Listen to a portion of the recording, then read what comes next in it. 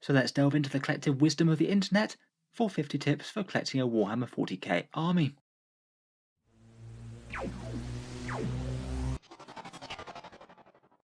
Hello and welcome back to Auspex Tactics, where today we're talking about collecting 40k and discussing a few of the things it might be helpful for newer hobbyists to know, a whole bunch of shortcuts, time savers, and ways to consider some aspects of our multifaceted hobby. With that in mind, I put up a community post on the YouTube channel a few days back and asked a bunch of you guys for your advice for newer players. What would you tell them if they were getting into a 40k army? I've then gone and trawled through the many hundreds of posts that you got back to me with, selected a few of my favourites, and I thought we'd discuss a few of the main common themes in this video. Let's jump into it then and talk through a few of the insights with collecting 40k. First up, and maybe to get some negativity out of the way, I think it would be wrong to skip over the fact that quite a few people got back to that post and just said don't play 40k at all. I think it's definitely more of a common thing than you'd hear about in most hobbies, and to be fair, I think there's a fair few reasons why people stop enjoying 40k as much as they once did, even though obviously there's a huge amount of people who do enjoy playing the game. In particular, in 8th and 9th edition, 40k's player base has really exploded, and I've been collecting and enjoying myself since late 4th edition. I've never really felt that the disadvantages are so bad that it's made me want to stop, but I think it would be wrong to ignore some of the downsides with 40k and not address those. My advice for people getting into 40k would generally be to have a realistic understanding of what you're getting into and temper your expectations a little bit, as I feel there's a lot to enjoy about the hobby, and the more negative aspects can fairly easily be overcome. First up, just about no game is 100% balanced, but 40k in particular really goes through wild swings of being spectacularly unbalanced and being a bit more so. There's pretty much always a top faction and underdogs. At the moment it would arguably be Tyranids on the top, I think, with a few other armies like say Orcs, Necrons and Chaos Marines struggling a fair bit more. Game balance could always be better, but at least things do change around reasonably quickly, so a lot of the weaker armies often get to become the top ones every so often. There's a fair amount of rules bloat and complexity in 40k, though it does add one criticism of Ninth is having too many rules to keep track of, and it can be a little bit daunting for the more casual player, though I'd argue that all of the complex rules do have their advantages as well. Codexes have never been more in-depth or more facets of the lore realised, and at least with all the FAQs and balance updates, it does show that Games Workshop is trying to make their products better, rather than in previous editions where they'd leave something just basically broken or non-functional from a codex and never ever address it. Another big criticism of the price. If you want to pick up plastic miniature soldiers, then Games Workshop is one of the most expensive options that you can choose. They can kind of afford to be, as they have so many players and a lot of people will be drawn back into the game just due to other players playing it, and they do often make a few quite annoying moves that irritate customers in one way or another, whether it's fear of missing out box sets or arbitrarily raising prices on certain kits for no reason. There's plenty of ways to get miniatures cheaper than directly from Games Workshop though, which we'll get onto in a sec. I'd argue that generally if you do like Warhammer but Games Workshop has wound you up, then there's plenty of ways to still play without giving them huge amounts of money. You can buy things very slowly or just not at all and work through miniatures that you've already got, or play with 3D printed alternative models or ones from other providers. Again, we'll talk about that a bit with acquiring models. In general, I try and keep things in perspective. I wouldn't take 40k too seriously. There's no need to chase the meta and buy the current best thing in the game at every single turn, and in reality Games Workshop has little control as to what you choose to do as a hobbyist. Finally, I will be aware that there are other gaming systems available. There's other ones within Games Workshop's own repertoire, and there's other systems that you could play a very similar sci-fi miniature game, such as one-page rules Grimdark Future. So now we've got a few of the caveats of playing 40k out the way, let's start with some ideas for collecting and growing an army. If you're starting to play 40k from scratch, one idea that you could think about is starting with a kill team. It's a different section of rules, a lot more focused on individual fighters compared with vast armies clashing together, and it could really help with the miniatures barrier to entry. All you have to do is paint up one squad and you're good to go. Could be a nice stepping stone towards 40k if you choose to progress from there. Otherwise, if you just want to jump into 40k itself, then think about Combat Patrol, the 500-point game mode that Games Workshop has. They have made an effort to make small games playable. The emphasis on those is a bit more fun, fast-paced, and a little bit less balanced than the bigger games, but it does mean that you can get a game of 40k played in a really quite short space of time. It's quite nice that each faction has its own Combat Patrol box as well, giving you a decent amount of miniatures at a discount.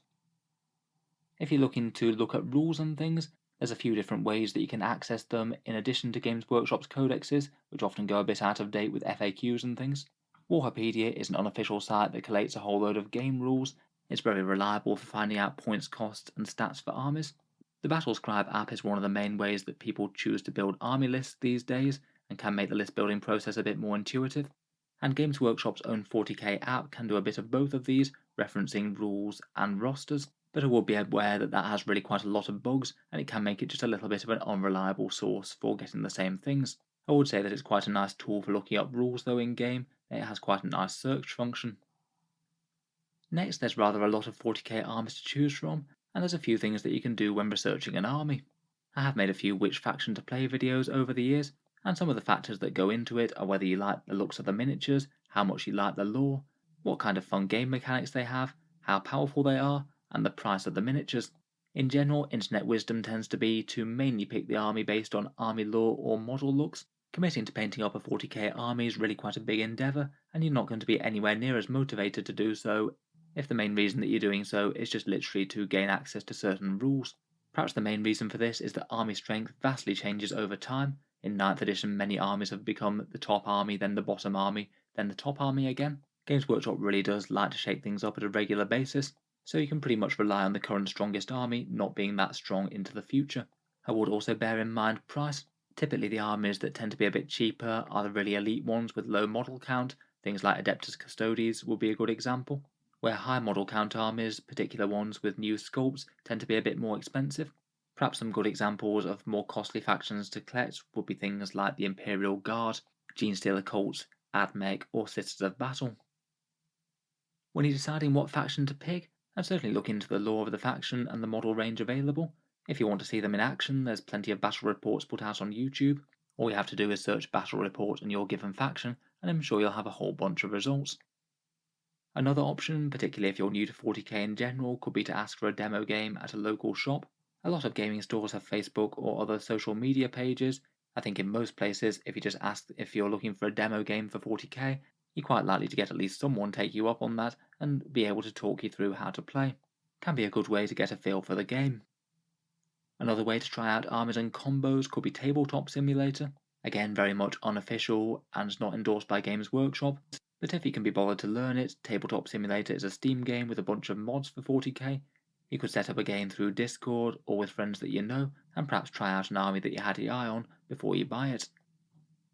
If you're interested in playing an army and want to know how they feel on the table as well, you can always play with proxib models.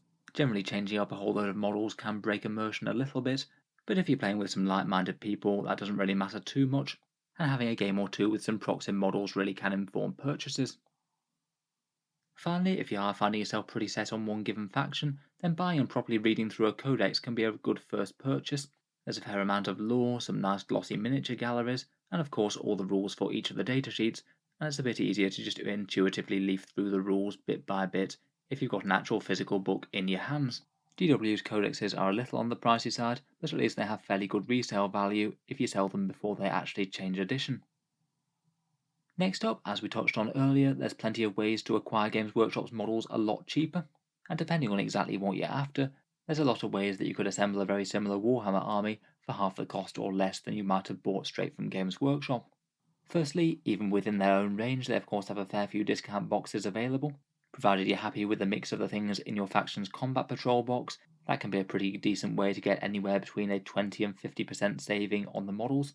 If you just want to put a core of an army on a table, then picking up the combat patrol box is rarely a bad first move. If you're collecting Space Marines, then there's a bunch of different ones to choose from, and if you're collecting either Space Marines or Necrons, then the starter box sets like the Recruit and the Elite Edition, they can be other good sources of cheap miniatures.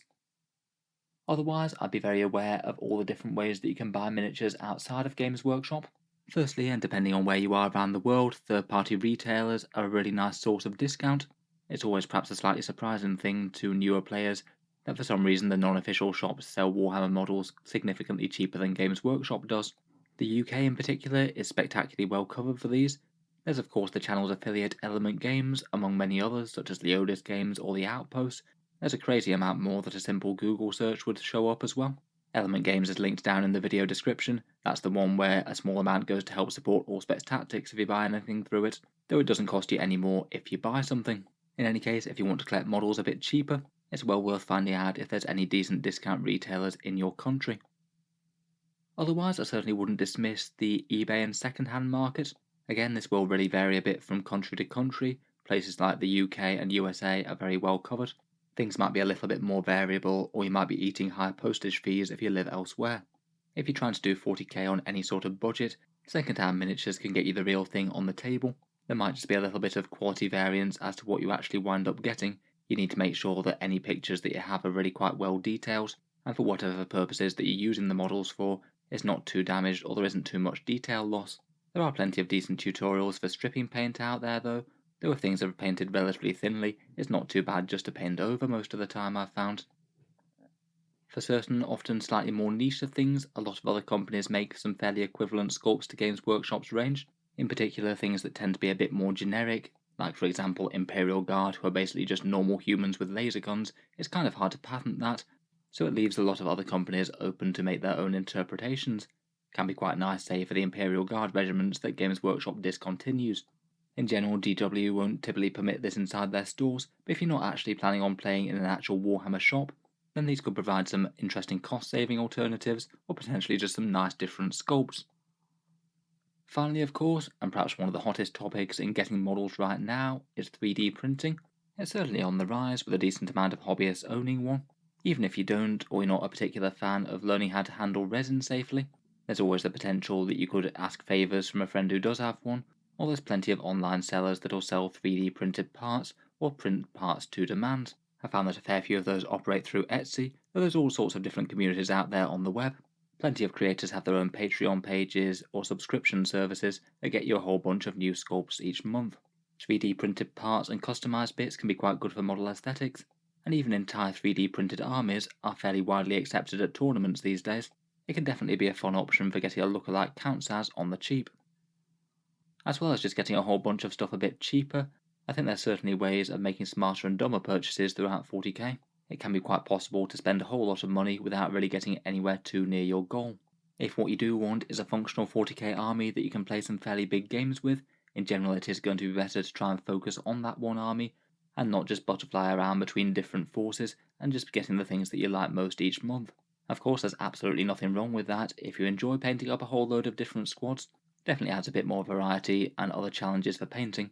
But at the end of the year, it might mean that you still don't have a force that you can put on the table if that was what you wanted in the first place. Next up, if possible, it's usually best to try and buy something and then build and paint it up, rather than buying multiple things and having a whole load of things on the project bench. I'm sure all too many hobbyists, including myself, are well familiar with the pile of shame phenomenon, having a whole bunch of unopened or partially built plastic kits that haven't ever got quite close to completion because something else newer and shinier has jumped in before them. Having a massive amount of plastic that's sitting around on the sprue just raises the chance a lot that you'll waste money. The money that you've invested in the plastic isn't really going to be doing you much good if it winds up just sitting around on the shelf and then getting sold a few years down the line. In a similar vein, I think just in strategy of building your way up to an army, usually the going advice is to buy in small increments and not just splurge several £100 or dollars all on a 2,000 point army in one massive go. I guess if you're making a big project and you are quite experienced, having done this several times before, that's not the worst thing ever. But I think for most normal hobbyists, it's really not the best way to go about things. I just don't think there's usually going to be a good value in buying far more stuff than you can ever build and assemble in a reasonable amount of time. If you do get distracted or tempted by another project, then again, all the stuff that you spent on that one might well just have been wasted money. There's no reason that you can't pick up things at a later date if you still want them, so I just consider leaving it in the shop until you can get round to painting it. For the vast majority of Games Workshop's things, it'll still be there later. Finally, with buying models, I would generally bear in mind that most Warhammer things do hold their value really quite well, and most of the things that you buy, even if you paint and assemble them, can well be sold back later. Unless the models or rulebooks have actually been updated by the time you come to resell, they should go for a very reasonable chunk of what you paid for them originally, but almost always less. If you have the time available, then breaking them up into individual squads and selling them individually on eBay has worked out quite well for me in the past. If your time is more valuable than the money though, then just selling them on in a big job lot to a friend or something can also be another way to go. In any case, being able to sell bits that you don't want well is really quite a powerful tool when you're collecting 40k. For example, if you're buying second-hand auctions, it means that you could sell off bits that you don't want and potentially have the bits that you do keep at an even better price. Next up, a few tips on the painting and modelling side of things. Particularly if you're just starting out, I'd recommend probably not overspending on painting supplies. The sky kind of is the limit with how much money you could dump into the painting and modelling side of things if you get all the best and most fanciest kit, though I would argue that you can get some very similar results with a lot more basic stuff. In particular, for this side of things, I would certainly consider alternatives not just from Games Workshop, particularly things like brushes, glue, and painting accessories. All of those, I think you can get some very similar, if not better, generic stuff, and quite easily for half the price that you might have paid for Warhammer branded stuff or less. Painting, of course, is a really big side of the Warhammer hobby, but particularly if you're going into it from a standing start and you've never painted miniatures before, I'd probably try not to be too perfectionist about things, and if the aim is a completed Warhammer army, I'd probably aim to have something that's more sort of tabletop standards, rather than making every single trooper into your absolute top best quality. Particularly in more recent years, there are ways that you can get models on the table to a decent standard very, very quickly. I wouldn't be at all afraid of taking some basic painting shortcuts, particularly if you've only got a dedicated amount of hobby time, and time is going to be an issue. The contrast paints can be a really nice time saving tool. A basic wash or dry brush can give you a great effect over an entire miniature with barely any time invested, and if you are feeling a bit more technical, airbrushes can be another good way to save a decent amount of time, allowing you to paint entire sections of the model very, very quickly indeed, and potentially also go for a few other cool effects like glowing eyes or swords. Personally, when I'm researching techniques that I'm going to put on a new army, I often start by looking at painting tutorials on YouTube. Warhammer TV does have a pretty enormous backlog of different styles that you can paint your models in, and of course there's a crazy amount of very skilled hobbyists making content independently. When you're building up a force, I think one thing that people don't think about quite so much is that looking good at a distance is often equally important to looking great up close. You can have an army that's painted really quite simply but strikingly, and when they're all mass ranked up on the battlefield alongside a few tanks and war machines, you can still create a pretty epic visual spectacle, even if your painting standards aren't quite as good as the crazy things you might see on the internet. Again, particularly when you're getting functional armies on the table, I would bear in mind that perfection is often the enemy of good. You kind of often need to know when to stop, or maybe invest a little bit less hobby effort in an infantry unit or something, and prioritise actually having a fully painted army rather than one just incredibly nicely painted squad. I think I learned about the individual model things a little bit when I was collecting orcs. I did invest a lot of time converting shooters and choppers and things in their individual units, but in reality it didn't really add all that much when they were on the table. It was still good fun, and I definitely enjoyed it, but at least in terms of end results, it isn't usually anything that people tend to notice. Finally, if you can be bothered, I would consider learning magnetisation, particularly if you're going down the route of certain armies. Newer players often want to avoid magnets, as there's already so much new stuff to learn just in the assembling and painting of models in general, but in particular some units just really seem like they're pretty much made to be magnetised. Say for example Imperial Knights, when you can magnetise some arms and have just any option ready to go. And perhaps other particularly good choices are things like Tower Crisis battlesuits, swapping out their many and varied weapons on their hardpoints. And certainly I think one of my best hobby investments was to make fully magnetised Lehman Russes, where you could take the sponsons on and off and swap out the main guns. They've served me very, very well in all sorts of different configurations over the years. Gaming wise, again I would go in with realistic expectations. When you've got a new army that's a little bit suboptimal and you're not really as familiar with how 40k is going to play, I would honestly expect to lose a fair bit at the start. You are just going to be at a bunch of disadvantages compared with people who've been hobbying for a much longer time. Things will usually get a bit better as you build up more options in the army and get more experience in games, and Games Workshop does shake things up with the balance quite a bit, which might or might not be helpful for certain factions. One thing that was mentioned as a gaming aid in that thread that I made was for a simple way of rolling fast, you can potentially have different coloured dice, one to represent, say, firing a special weapon in a squad, and then roll them all at once. It means that you can do all the hit rolls together, and then just separate them out when they're trying to wound if they need to wound on different values. I think actually in 9th edition that's actually a slightly illegal shortcut now. I think in theory you're supposed to fire each group of individual weapons one by one. I think the general consensus is for a lot more casual games that it doesn't really matter that much. I think perhaps the biggest deal with it is that if you're trying to use command point rerolls, technically by rolling them all at once and finding out all the information, you could get a small advantage that you shouldn't have. Though on the flip side, it does let your opponent basically choose which dice to take saves on first, if it would make any difference to take the light armor saves or the heavy shots first. Another thing that got mentioned several times over on the advice thread was the seemingly simple intuitive advice of actually properly sitting down to read the entire codex, and maybe do so again a few months down the line if things start to fade. It can save a fair amount of page flipping in game if there are some slightly more complex rules interactions that you hadn't got your head around. And there's a fair few rules that have some slightly counterintuitive subtleties out there, things like the objective secured rule and how it works, or which models can arrive when and where from strategic reserve, and getting a good grasp of the blow-by-blow bits of those rules can be particularly good. In general though, playing games will iron out most misunderstandings, as your opponent will usually challenge you if you're doing anything particularly weirdly wrong. The codexes can be pretty complex, so getting a fair amount of games in is one of the better ways to iron out mistakes. If you are taking a new army to a game, then cheat sheets are something that I'd personally recommend. Some people online have got some decent summaries of a bunch of the more helpful rules. I personally often just write out a bunch of the unit profiles and abilities in biro on a piece of paper.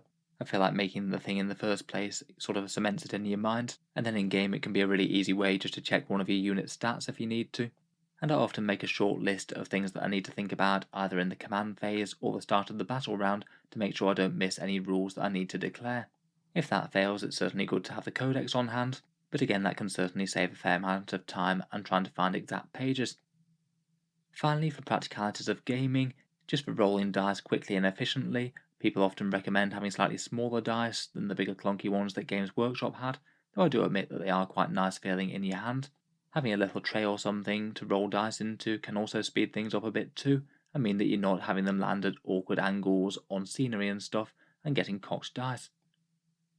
Finally, if you do have an army that you've got a few games with under your belt and you want to try your hand at a 40k tournament, again I'd thoroughly recommend. I do find them pretty enjoyable, though again I think going in with the right attitude can really help out a lot. In general, tournament play means that both armies are going to have some pretty level rules going on, but Games Workshop's inter-codex balance is questionable at best, so it doesn't mean that you might have some very unfair fights going on from one game to another.